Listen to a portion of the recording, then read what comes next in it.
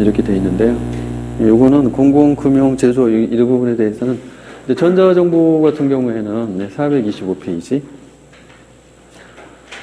전자정보 같은 경우에는 한국전산원 중심으로 해서 공공 쪽에 행정정보화를 추진을 쭉 해왔던 거예요. 그래서 지금은 이제 전자정보 관련돼서는 우리나라가 전 세계에서 탑 서열에 들어간다. 뭐 1위를 전자정보 평가에서 1위를 3번이나 했어요. 근데 요즘 디그레이드가 돼서 밀려났죠. 이제 민원 포탈 지포시 이런 건데요. 우리 그 동사무소, 구청, 뭐 시청 이런 데서 민원 발급하는 거 있죠. 그거 가지 않고 그냥 온라인으로 발급해 주는 거예요. 시스템 아키텍처는 뭐 참조 한번 보시고요. 그 다음에 전자전달, 이건 나라장터잖아요. 과거에는 입찰을 하려고 하면 오프라인으로 가서 이제 뭐 제출하고 뭐 가격서 내고 이랬었는데 온라인에 다 만들어 놨어요. 그래서 온라인 입찰을 하게 만들어 놨어요. 전자조달이고요. 나라장터. 엄청나게 투명해졌다 이런 얘기를 많이 하고 있는 거예요. 그 다음에 행정정보 공동 이용. 이거는 뭐냐. 관공서에 차고 가면 이 관공서에서 다른 관공서에서 이거 떼와서 나한테 내라 그래. 근데 국민들 입장에서 보면 다 정부잖아요. 지네가 가지고 있는 정보를 왜 나보고 떼서 지네한테 갖다 달라 그래? 맞죠? 그런 짓을 하지 말라. 니네가 갖고 있는 정보는 니네가 스스로 기관 간에 서로 정보를 공유해서 니네가 서로 가져가. 이게 이제 행정정보 공동이용이에요. 그래서 민원인들이 자꾸 민원서류 떼다가 이 기관에서 저 기관 내는 거 하지 말게. 정말 이거는 많은 성과를 거뒀던 거예요. 왜냐면 국민들이 편해지는 거잖아요. 아까 이제 민원 발급해야 될 그 건수 자체를 아예 줄여버리는 거예요. 그렇게 해서 엄청나게 많은 민원 서류들을 내부에서 공유하는 걸 만들었다는 거예요. 그 다음에 이제 공인전자문서 보관소. 이거는 이제 실패한 모델이에요. 이제 종이 문서를 너무 많이 이렇게 보관을 하는 거예요. 근데 종이는 나무를 베어서 만들기 때문에 지구온난화의 또 주범이라고 이야기를 해요. 근데 전자화가 됐는데 왜 자꾸 전자문서를 안 보고 종이문서를 보관하고 그러느냐. 종이문서를 전자문서로 만들어서 보관을 하고 인증을 누군가가 해주면 종이문서를 가져다 다 폐기해버리고 창고를 없애버리자는 거예요. 그리고 그 다음 단계는 아예 종이문서를 만들지 않는 거예요. 그래서 전자문서를 발행한 다음에 그거를 이 공인 전자문서 보관소 보내면 걔가 보관해서 인증해주면 그런 문서가 필요할 때마다 여기다 요청하면 얘가 보내주면 되잖아요. 그래서 이제 요 보내주는 수단으로 샵메일 있잖아요.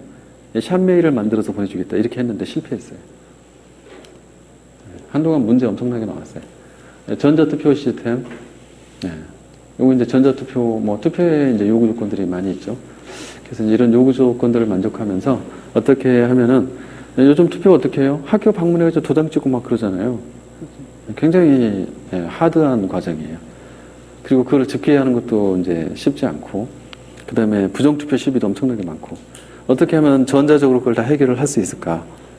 전자투표 시스템을 만들어서 국회에서는 전자투표 시스템 적용해서 하고 있죠. 정당들도 하고 있고. 그래서 시스템을 구성해서 이제 이런 부분을 가져가려고 하는데 지금 현재 투표는 전자적으로 못하죠. 그런데 집계는 전자적으로 하고 있죠. 그래서 굉장히 집계하는 속도가 지금 빠르죠. 이제 금융 쪽으로 넘어가게 되면 차세대 금융 시스템에서 이제 차세대, 금융 차세대 한다라고 많이 이야기를 해요. 근데 금융 차세대의 이제 기본은 이제 과거에 그 메인프레임 기반으로 되어 있던 시스템들을 전부 다 다운사이징, 유닉스 중형 시스템으로 다운사이징 하는 걸 차세대라고 불렀어요. 이제 그것들은 어느 정도 다 이제 완료가 됐고요. 그리고 이제 또 하나의 그 기폭제는 뭐냐면 메인프레임이 과거에는 웹을 지원을 못했어요. GUI 지원을 못한 거죠. 근데 이제 그 당시에는 유닉스로 다운사이징해서 GUI를 지원하면서 그다음 웹을 지원하면서 전자상거래, 온라인 상거래를 지원하는 시스템이 됐어요. 근데 메인프레임은 그걸 지원을 못해서 이제 문제가 되는 거죠. 그래서 이제 전부 다 차세대를 그런 방향을 잡고 했다라는 거예요.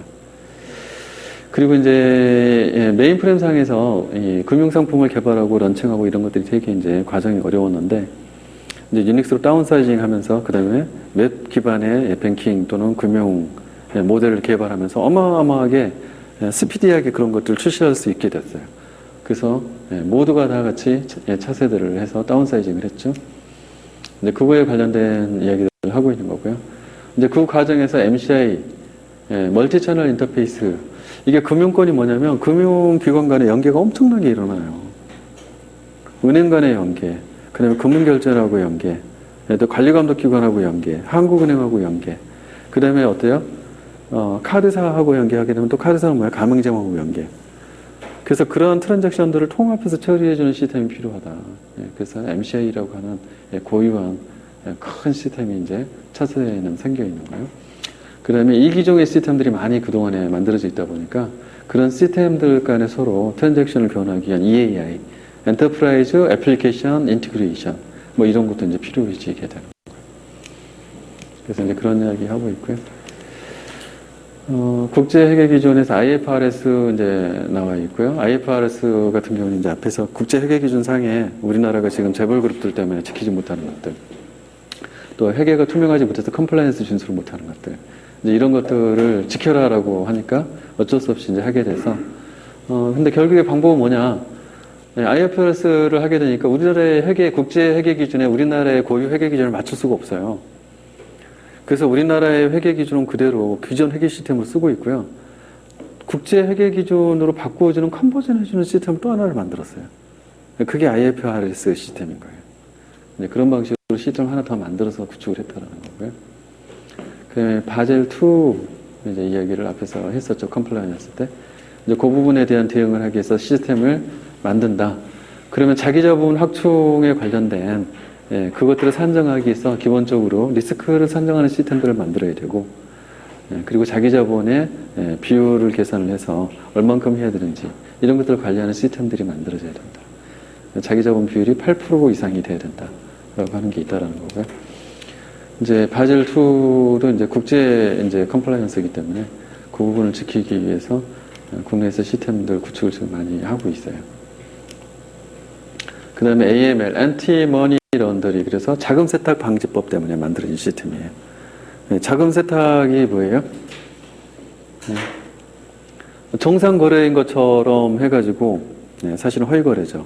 그렇게 해서 자금을 모아서 그걸 가지고서 범죄 집단의 기본 운용 자금으로 사용하더라는 거예요. 그래서 그런 세탁을 범죄하는 수단으로 쓰는 걸 방지하기 위해서 의심 가는 거래들을 전부 다 모니터링하는 시스템을 만든 거예요. 그래서 이제 의심 가는 거래들, 고객 현금 거래, 그 다음에 혐의 거래고, 고객 주의 의무, 이런 요건들을 충족하는 시스템들을 구성을 했다라는 이야기를 하고 있는 거예요. 그래서 시스템 구성도 그리고요. 예, 앞에서 말씀드린 차세대 이제 채널 핵심이 되는 멀티 채널 인터페이스라고 하는 부분들이 차세대로 가면서 채널 통합 시스템으로 이제 구현이 된다라는 얘기고요. 그러면 자본시장 통합법이라고 하는 게 이제 우리나라에 생겼잖아요. 이게 지금 그 IMF 이후에 우리나라 같은 경우는 지금 금산 규제 때문에 이 투자회사, 금융투자회사가 거대 자본을 갖고 있는 회사가 없었어요. 그랬더니 해외에는 그게 있어요. 그래서 IMF 때 해외에서 이제 투자회사들이 들어와가지고 뭐 회사도 사버리고 빌딩도 사버리고 막 이랬잖아요. 그런 다음에 다시 원상 회복이 되니까 경제가 원래 이렇게 다운된 가격으로 샀다가 원래 가격으로 회복이 되니까 다시 팔고 다 먹튀했잖아요. 그래서 그것 때문에 이슈 제기돼가지고 자본시장 통합법이 생겼어요. 그래서 이제 기존에 은행업하고 보험업을 제외한 나머지 업들이 있죠. 이 업들은 뭐 투자신탁, 뭐 종합투자, 뭐 이름이 여러 가지 있어요. 그러한 것들을 전부 다 구분을 해놨던 거를 겸업을 해서 한꺼번에 다 이렇게 만들어 풀어버린 거예요. 그러면 어떻게 해요? 운용할 수 있는 금액이 커지죠. 그래서 경제 위기가 닥쳤을 때 해외 자본이 들어와서 먹튀하는 걸 막기 위한 거예요. 이제 이렇게 되면 IT 쪽에 미치는 영향은 뭐냐면, 그렇게 되면 그런 작은 금융 이제 회사들 간에 M&A가 일어나잖아요. 그러면 IT 시스템을 통합을 해야 되는 문제가 생겨요. 어떻게 통합을 할 거냐? 그거는 이제 여러분들이 여기 뭐 EA, 뭐 BA, AA 이거 나오잖아요. 이게 핵심이에요, 실제로는. 양사가 가지고 있는 엔터프라이즈 아키텍처, EA를 가지고서 전체 에즈이지와 투비를 만들어내고 그걸 가지고서 통합을 하는 방식, 이걸 이야기를 한 거예요. 그다음에 뭐 제조 쪽으로 가게 되면 MES, 그래서 Manufacturing Execution System 이런 게 있는데요. MES라고 하는 게 이제 ERP 계열로 쭉 가는